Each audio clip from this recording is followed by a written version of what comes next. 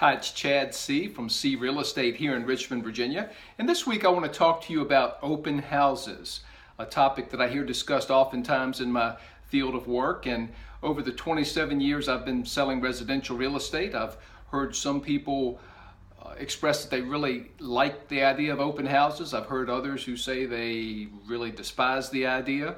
And I've heard everyone in between. So just a little bit about open houses this morning. First of all, it's become real apparent to me that an open house is not essential to get a house sold. Oftentimes over the years, I've used a statistic that I saw many years ago that I think still holds true or pretty close.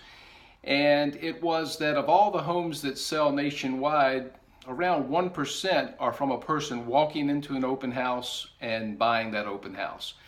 About 3% of the home sales at that time could be traced to a person walking into an open house, meeting a realtor, and then that realtor taking them to find something else that works better for them.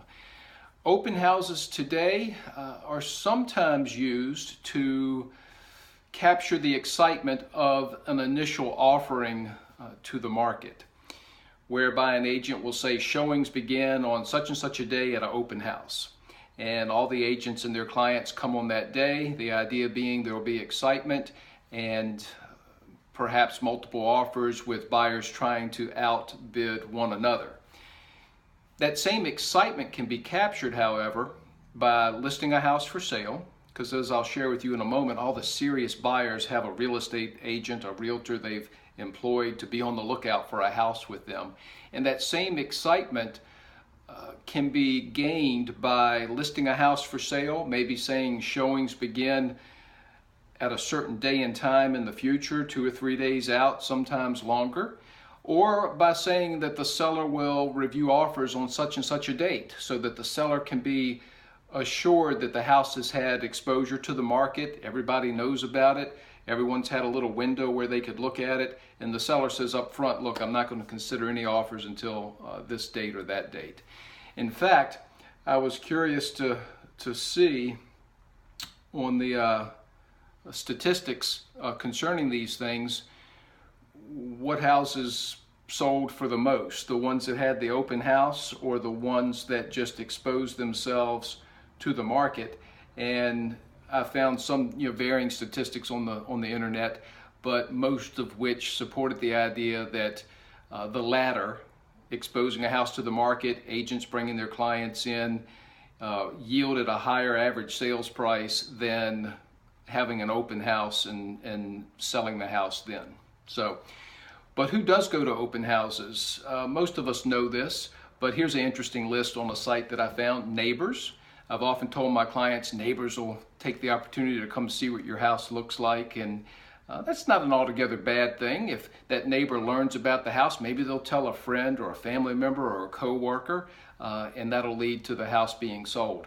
Looky-loos, people who just like to go from open house to, it's just a hobby, a pastime they like to do. Passerbys, someone who just happens to see that an open house is going on, and oh, wouldn't that be neat? Let's go check it out. Real estate agents sometimes will stop in an open house just to preview it or see how the house is staged, just trying to learn things to enhance their business. Future home buyers sometimes it's my goal for next year, or sometimes so this is a step where I can start trying to learn about the market.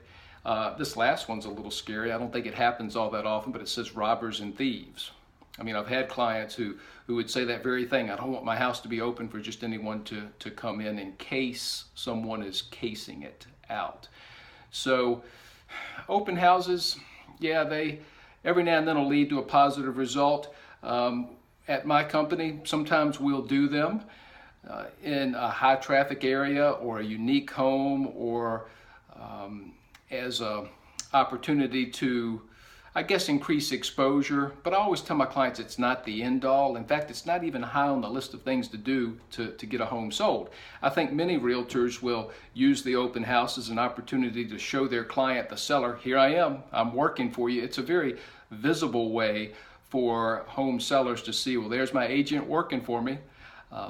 He's watching the Daytona 500 and he's got some tea and cookies and hoping someone will stop by, which Again, it doesn't happen all that often. 2 or 3 people at an average open house is pretty good.